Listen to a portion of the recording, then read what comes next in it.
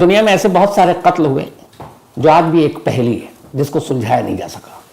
आज जिस कहानी को मैं आपके सामने लेकर आया हूं, 50 साल हो गए, लास्ट 50 ईयर से तमाम ज़हीन दिमाग इस केस पर जुड़े, आज भी मेहनत कर रहे हैं, लेकिन उस पहेली को सुलझा ही नहीं पा रहे हैं। और पहेली सुलझी नहीं, इस वजह से आज तक कातिल पकड़ा नहीं गया। हालांकि इस केस को सुलझाने के लिए ना मालूम कितनी ही कब्रों को खोद डाला गया। नई टेक्नोलॉजी जब आई, डीएनए, फिंगरप्रिंट्स, तो उन कब्रों को खोद खोद कर जिन जिन के ऊपर शक था उनके डीएनए के सैंपल लेकर मैच कराए गए, कोई फायदा नहीं। कोई भी कातिल नहीं मिला, और यह कातिल तब तक नहीं मिलेगा जब तक पुलिस, इन्वेस्टिगेटिव एजेंसी, डिटेक्टिव एक पहेली का जवाब न ढूंढ लें। और पहेली यह है कि कोई कातिल क्यों खासतौर पर सिर्फ उनको अपना निशाना बनाएगा, उनको अपना शिकार बनाएगा जिसके नाम और सरनेम की शुरुआत एक ही वर्ड से होती है, और जिसकी लाश उस जगह जाकर फेंकी जाती है जो उसके नाम का पहला वर्ड है। यानी 3 लेटर में ये पूरे कत्ल की कहानी है जो उलझी हुई है। पहला नाम, फिर उसका सरनेम, दोनों की शुरुआत एक ही वर्ड से होनी चाहिए। जैसे सपोज शम्स एस से शुरू हुआ, और अगर मैं शम्स के आगे मान लीजिए सुमेर लगा दूं तो एस। तो नाम भी जिससे शुरू हो वो शब्द या अल्फाबेट, और जो सरनेम दोनों एक हो। और फिर जहां लाश मिलती है उस जगह का नाम भी सेम उसी वर्ड से शुरू होता है जो उसके नाम या सरनेम से शुरू होता है। तो ये 3 अक्षरों की पहेली है, और इन 3 अक्षरों की पहेली को सुलझाने में आज 50 साल बीत गए, लेकिन इसे कोई सुलझा नहीं पाया। और यही वजह है कि कातिल पता नहीं अब जिंदा भी है कि नहीं है, लेकिन है भी तो आज तक पुलिस उस तक पहुंच नहीं पाई। कहानी अमेरिका के न्यूयॉर्क शहर की है। न्यूयॉर्क शहर में एक इलाका है, और उस इलाके का नाम है रोचेस्टर। रोचेस्टर, जहां तक मेरी जानकारी है, शायद जो बॉर्डर है उनका कनाडा या किसी देश से, वहां पे है, ये बिल्कुल बॉर्डर पे है। न्यूयॉर्क के अंदर आता है रोचेस्टर, और वहीं बॉर्डर पर ही है। कहानी 71 से 73 की है, इसीलिए मैं 50 साल कह रहा हूं। इसी रोचेस्टर में न्यूयॉर्क के एक 10 साल की लड़की रहा करती थी। उसका नाम था Carmen Colon, CARMEN, Carmen COLON। तो पहला नाम कार्मेन भी सी से, और कोलोन जो उसका सरनेम है वो भी सी से। तो कार्मेन कोलोन इसी रोचेस्टर इलाके में रहा करती थी। 16 नवंबर 1971 की बात है। 10 साल की कार्मेन कोलोन अपने घर से निकलती है। उसके फादर थे नहीं, मदर साथ में रहती थी, और वो अपने ग्रैंड पेरेंट्स के साथ रहती थी। तो अपने दादा के लिए वो प्रिस्क्रिप्शन किसी के पास रखा हुआ था उनका, वो प्रिस्क्रिप्शन लेने के लिए घर के करीब ही जाती है। 16 नवंबर 1971, वक्त था शाम 4:20। 10 साल की कार्मेन कोलोन प्रिस्क्रिप्शन लेने के लिए जाती है, पर घर नहीं लौटती। 4 से 5, 6 बज जाता है। मुश्किल से 5 मिनट का काम था, लेकिन वो आती नहीं है। आखिरकार रात करीब 8:30 बजे कार्मेन कोलोन के ग्रैंड पेरेंट्स लोकल पुलिस को इन्फॉर्म कर देते हैं उसकी मिसिंग की। पुलिस हरकत में आती है, पूछती है, कुछ चश्मदीद मिलते हैं, बताते हैं कि उन्होंने आखिरी बार उसको सड़क किनारे एक गाड़ी थी उसके ड्राइवर से बात करते हुए देखा। अब उसने गाड़ी का जो हुलिया बताया वो बताया कि कुछ बड़ी सी गाड़ी थी। पुलिस ने ढूंढना शुरू किया, कोई अता पता नहीं मिला। तमाम आसपास के इलाकों को छान मारा गया, लेकिन कार्मेन कोलोन नहीं मिलती। 2 दिन बीत जाते हैं। 16 नवंबर को वो गायब हुई थी 1971 को। 18 नवंबर अब आ चुका था, 48 घंटे बीत गए। 18 नवंबर को अचानक एक शख्स पुलिस को इन्फॉर्म करता है, जिस जगह पर कार्मेन कोलोन का घर था वहां से करीब 12 मील की दूरी पर एक जगह, एक छोटी सी, उसका नाम है चर्च विले। वहां वो एक लड़की की लाश देखता है जिसके जिस्म पर कुछ कपड़े थे, कुछ नहीं थे। छोटी सी बच्ची थी। फौरन पुलिस को इन्फॉर्म किया जाता है। पुलिस इधर कार्मेन कोलोन को ढूंढ रही है। पुलिस मौके पर पहुंचती है। क्योंकि तस्वीर पुलिस के पास थी, लाश को देखते ही पुलिस पहचान जाती कि ये कार्मेन कोलोन की लाश है। तो कार्मेन कोलोन की लाश 2 दिन के बाद जिस जगह से मिली, उस जगह का नाम था चर्च विले, और इस जगह के नाम का पहला अक्षर भी सी से शुरू होता था, CHURCH, चर्च। तो कार्मेन क्लोन डबल सी और जिस जगह लाश मिली चर्च विले ट्रिपल सी। अब पुलिस ने लाश को कब्जे में लिया, पोस्टमार्टम के लिए भेजा। जब पोस्टमार्टम रिपोर्ट आई तो पता चला कि कार्मेन क्लोन के साथ रेप हुआ है और उसकी लाश जिस तरीके से फेंकी गई थी वो बिल्कुल हाईवे के किनारे, एक्सप्रेस वे जो है वहां पर उसके किनारे, और ऐसा लगता था लाश के शरीर पर कुछ ऐसे जख्म के निशान थे कि शायद उसे चलती गाड़ी से फेंका गया है। अब इस दौरान में उससे पहले ये 2 दिन हो गए थे, तमाम गुस्सा था लोगों में क्योंकि बड़ा शांत सा इलाका था ये। लेकिन जब लाश मिली तो और गुस्सा। अब लोगों ने पुलिस के ऊपर दबाव बनाना शुरू किया, कातिल को पकड़ो। पुलिस तमाम कोशिश कर रही है, कातिल पकड़ में नहीं आ रहा है। तब वहां के 2 न्यूज़पेपर उस दौर में जो न्यूयॉर्क से पब्लिश होते थे, उन्होंने बाकायदा करीब $2,500 इनाम रखा कि अगर कोई भी इस कातिल का क्लू देगा। कोई फायदा नहीं हुआ। फिर बाद में इनाम की रकम $6,000 तक कर दी गई, कोई फायदा नहीं हुआ। 1972 आ गया था, क्योंकि ये बात थी 16 नवंबर की। इसके बाद बाकायदा 5 बड़े बड़े होर्डिंग उस जगह के अलग अलग जगहों पर लगाए गए और कहा गया कि जिसके पास भी कोई जानकारी हो उसका नाम भी गुप्त रखा जाएगा, इनाम भी मिलेगा, लेकिन थोड़ी सी भी जानकारी अगर देंगे तो इस केस को सुलझाने में मदद मिलेगी।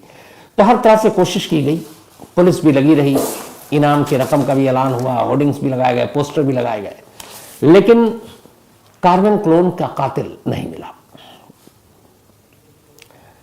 लगभग 1.5 साल बीत गए। नवंबर 1971 में कार्मेन क्लोन के साथ ये सब कुछ हुआ था। अब तारीख आ गई थी 2 अप्रैल 1973। लगभग 17 महीने बीत गए थे कार्मेन क्लोन के रेप एंड कत्ल की वारदात को।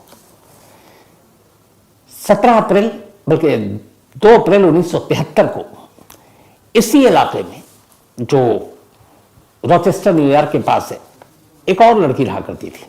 उसका नाम था वांडा वॉल्कोविच, WANDA वांडा और WALKOY बल्कि WICZ। तो उसका नाम और सरनेम दोनों W से शुरू होता था। 11 साल की है लड़की। ये घर में कुछ कहा गया, एक बराबर में ग्रोसरी की दुकान थी कि वहां से कुछ सामान ले आओ। वक्त था करीब शाम के 5 बजे। ये 5 बजे ग्रोसरी शॉप से सामान लेने के लिए गई वांडा, लेकिन लौट कर नहीं आई। कुछ देर बीत गया, घर वालों को फिक्र हुई, घर वालों ने ढूंढना शुरू किया, मिली नहीं।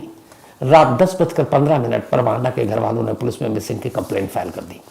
अब पुलिस परेशान हो गई क्योंकि 17 महीने से वो जो पहला केस हुआ था उसके कातिल को ढूंढ नहीं पा रही थी कार्मेन की। अब ये दूसरी बच्ची गायब हो गई और लगभग वो 10 साल की है, 11 साल की।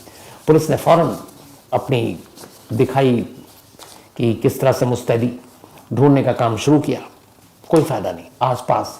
फिर पता किया ग्रोसरी शॉप पे कि कोई ऐसा मिले, एक चश्मदीद मिला, एक विटनेस और एक लेडी, 2 मिले। उन्होंने कहा कि हाँ वो ग्रोसरी शॉप से गुजर रही थी, उसका हमने देखा कोई सड़क के किनारे एक बड़ी सी गाड़ी थी, वहां तक देखा, उसके बाद नहीं। तो यहां पहले केस की तरह एक दूसरी गाड़ी का भी जिक्र आया, लेकिन उस गाड़ी का कलर, बाकी मेक, ये सब विटनेस देख नहीं पाया। पुलिस को फिर 17 साल पुरानी कहानी याद आई। लगा कि ये अगर हो गया तो फिर पब्लिक का गुस्सा और होगा। अब पुलिस ने अपनी पूरी ताकत झोंक दी, लेकिन कोई फायदा नहीं हुआ। अगले दिन यानी कि 3 अप्रैल 1973 को जो वांडा है उसके घर से थोड़ी ही दूरी पर, तो 8-10 मील की ही दूरी पर एक शख्स गुजर रहा था और उसने पुलिस को फोन किया, वो भी हाईवे और सड़क के किनारे। उसने कहा यह एक डेड बॉडी पड़ी हुई है। पुलिस की टीम फौरन पहुंची और वहां पहुंचने के बाद देखा वो वांडा की ही लाश थी, कपड़े पूरे थे, लाश के ऊपर जख्म के निशान वैसे ही थे जैसे कार्मेन के मिले थे। पुलिस ने लाश को उठाया, पोस्टमार्टम के लिए भेजा। पता चला कि वांडा के साथ भी रेप हुआ था और फिर उसको गला घोंट कर मारा गया था। कार्मेन के भी पोस्टमार्टम रिपोर्ट में उसकी मौत की वजह गला घोंटना बताई गई थी, अब बेल्ट से या फिर किसी और चीज से, लेकिन गला घोंट कर। अब जब दोनों केस में सिमिलरिटी, पुलिस के हाथ पैर फूल गए, लोगों को पता चला। अब ये हुआ कि ऐसा कोई है, और इत्तेफाक से वांडा वाल्कोविच की जहां से लाश मिली उस जगह का नाम था वेबस्टर। वेबस्टर WEBSTER, यानी वांडा वाल्कोविच डब्ल्यू से नाम, डब्ल्यू से सरनेम, और जहां उसकी लाश मिली वो भी डब्ल्यू से वेबस्टर। अब पुलिस को लगा कि ये क्या चक्कर है, लेकिन फिर भी पुलिस इतनी सीरियस इस अल्फाबेट या इस नाम पे नहीं जा रही थी, वो कातिल को ढूंढ रही थी। इसके लिए वे बड़े इनाम घोषित किए गए, एक्सप्रेस से गुजरने वाली तमाम गाड़ियों को के बारे में पता करना शुरू किया गया कि शायद कहीं से कुछ जानकारी मिले। दिन बीतता गया, कोई जानकारी नहीं मिली। पुलिस ने अपने सारे घोड़े खोल दिए, केस नहीं सुलझ पाया। 7 महीने बीत चुके थे। अब अप्रैल 1973 को वांडा की लाश मिली थी, और अब 1973 ही नवंबर का महीना आ चुका था। मतलब वांडा के मौत के 7 महीने बाद की बात है। 26 नवंबर तारीख थी 1973 साल। इसी इलाके में रॉचेस्टर में एक और लड़की रहा करती थी जिसकी उम्र भी 11 साल थी, और उसका नाम था Michelle Menza. M for Michelle, M for Menza. उम्र 11 साल। मिशेल 26 नवंबर को स्कूल से घर लौट रही थी, साथ में उसकी एक सहेली थी। सहेली का घर आ गया। अब उसके बाद उसको अपने घर पहुंचना था। हमेशा वक्त पर पहुंचती थी, लेकिन 26 नवंबर 1973 को मिशेल वक्त पर अपने घर नहीं पहुंची। घर पे नहीं पहुंची तो घर वालों को फिक्र हुई। उन्होंने इधर उधर ढूंढना शुरू किया। सहेली आखिरी विटनेस थी। सहेली ने बताया कि जब उसने मुझे छोड़ा तब वो सड़क पर एक गाड़ी गुजर रही थी और वहीं पर वो उसके ड्राइवर से बात कर रही थी। बस इतनी जानकारी थी। अब पहले केस में जो कार्मेन क्लोन, उसकी भी बात थी कि कोई एक गाड़ी थी। दूसरा जो केस था वांडा का, उसमें भी थी कि एक बड़ी सी गाड़ी थी। तीसरा जो मिशेल का केस आया, इसमें भी थी कि एक गाड़ी थी, लेकिन उसके बाद कुछ पता नहीं। अब पुलिस का माथा ठनका। मिशेल की तलाश जोरों शोर से शुरू हुई, और आसपास के जितने इलाके थे 2 लाशें मिली थी हाईवे के किनारे, तो उसी हिसाब से उन्होंने उसकी बॉडी जो है वो ढूंढनी शुरू कर दी। 26 नवंबर को वो गायब हुई थी। 2 दिन बीत गए। 28 नवंबर 1973 की तारीख आ गई। 28 नवंबर 1973 की सुबह 10:30 बजे एक शख्स अचानक सड़क किनारे एक लड़की की लाश देखता है। फिर पुलिस को इन्फॉर्म करता है। पुलिस मौके पर पहुंचती है। लाश देखकर पहचान जाती है कि यह मिशेल की लाश। लाश को उठाकर पोस्टमार्टम के लिए भेजा जाता है। पोस्टमार्टम रिपोर्ट आती है। मिशेल के साथ भी रेप हुआ था। उसकी मौत भी गला घोटने से हुई थी। जिस्म पर वैसी खरोंच के और चोट के निशान थे, और ऐसा लगता था जैसे उसकी बॉडी भी किसी चलती गाड़ी से फेंकी गई है। और सबसे बड़ी अजीब बात यह कि मिशेल भी उसी जगह से गायब हुई थी जहां से दोनों गायब हुई थी, जिस इलाके से, यानी रॉचेस्टर। लेकिन इस बार जो मिशेल की लाश मिलती है वो भी 10-12 मील दूर एक दूसरे इलाके में, एक छोटा सा इलाका, और उस जगह का नाम था मैकडॉन। MACEDON। तो Michel Menza, M for Michelle, M for मेंजा, और जिस जगह से लाश मिली उस जगह का नाम मैकडॉन। इसकी भी शुरुआत एम से। अब पुलिस को जब लाश मिली तो पहली बार इनके जो डिटेक्टिव थे उन्होंने इस पहलू से सोचना शुरू किया। जब तीनों केस स्टडी, क्योंकि तीनों की पोस्टमार्टम रिपोर्ट एक, तीनों के गायब होने के बाद किसी गाड़ी का जिक्र, तीनों की उम्र 10 से 11 साल, बहुत सारी जब उन्होंने जांच की तो सिमिलरिटी सामने आनी शुरू हुई। पता चला ये तीनों वो लड़कियां थी जिनकी फैमिली डिस्टर्ब थी। मतलब किसी के फादर नहीं थे, किसी के फादर छोड़कर चले गए, कोई ग्रैंडफादर के साथ रह रही थी, कोई माँ के साथ रह रही थी। तीनों बेहद कम बोलने वाले थे लड़कियां, तीनों गरीब परिवार से, तीनों कट्टर कैथोलिक फैमिली से। अब ये सारी चीजें सिमिलरिटी, और तीनों जब गायब हुए तो शाम का वक्त था, 2:30 से 4:30-5 के दरमियान, डे लाइट में। और तीनों को की जो लाशें मिली वो एक ही अलग अलग इलाके में, एक ही तरीके से सड़क किनारे। अब पुलिस ने यहां से ढूंढना शुरू किया, और सबसे बड़ी बात यह थी कि जो तीनों लड़कियों का कत्ल हुआ उन तीनों के नेम और सरनेम का अल्फाबेट एक था। Michelle Meneza MM, Carmen Colon CC, Wanda Wakovich WW। और तीनों की जो लाश मिली उन्हीं के निक जो सरनेम है या नेम है उसी नाम से शुरू होने वाले इलाके से। जैसे वांडा की मिली वेबस्टर से लाश, कार्मेन की मिली चर्चविले से लाश, इसके अलावा मिशेल की मिली मैकडॉन से लाश। तो दोनों नाम का अल्फाबेट और लाश जहां से मिली उस जगह का पहला वर्ड मैच कर रहा है। अब इस अल्फाबेट कत्ल की पहली क्या, पहली बार डिटेक्टिव और बाकी लोगों ने इसको ध्यान से देखना और सोचना शुरू किया। अब इस लाइन पे तफ्तीश की। 71 से 73 साल के दरमियान ये तीनों कत्ल हुए थे। पुलिस जांच करती रही। इस दौरान में अब कुछ सस्पेक्ट पुलिस की नजरों से गुजरे, जरा भी शक होता है उस गाड़ी की तरह या जो गाड़ी की बताई गई। 800 लोगों को पुलिस ने इंट्रोगेट किया, उनको कुछ हिरासत में लिया, लेकिन उस वक्त कुछ नहीं हुआ। बॉडी भी जो है इन लोगों की काफी वक्त तक रखी रही गई ताकि कोई केस में वो हो, लेकिन कब तक, इंतजार बढ़ता जा रहा था, प्रेशर था। आखिरकार कार्मेन कोलोन, इसके अलावा जो 1971 22 नवंबर को दफना दिया गया वहीं के कब्रिस्तान में। 1973 अप्रैल में जो वॉल्कोविच उसकी लाश को भी दफना दिया गया। इसके अलावा मेनास की भी जो लाश है December 1, 1973 उसको भी दफना दिया गया। और इन सभी की लाश रोचेस्टर के एक ही कब्रिस्तान में दफनाया गया। तो एक तरह से कत्ल, एक तरह के नेम और सरनेम, एक ही तरह का इंसिडेंट, एक ही जैसा एक तरीके से लाश का मिलना और इन तीनों की तकदीर में एक ही कब्रिस्तान में दफन होना, ये सारी चीजें जब आई तो अब इसके बाद लोगों का ध्यान दिया गया, मीडिया का ध्यान दिया गया और उसके बाद से ये केस अल्फाबेट किलर या एक और भी इसका नाम था, उसके नाम से ये मशहूर हो गया। जांच चलती रही, बहुत सारे इसमें इन्वेस्टिगेशन हुए।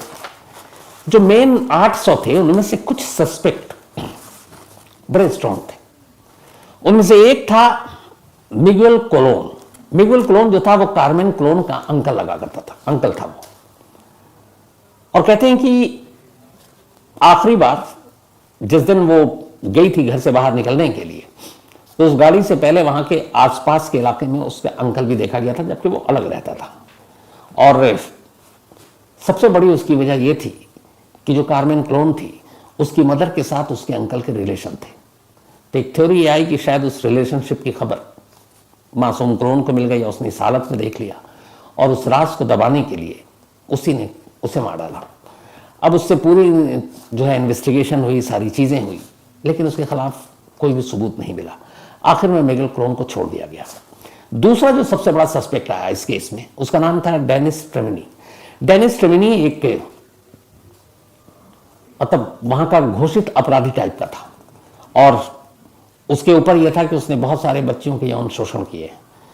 1971 से 73 के दरमियान ही उसके ऊपर बहुत सारे रेप के भी इल्जाम लगे थे, लेकिन वो भाग चुका था और मिला नहीं और अलग अलग जगहों पे वो छुपता रहा।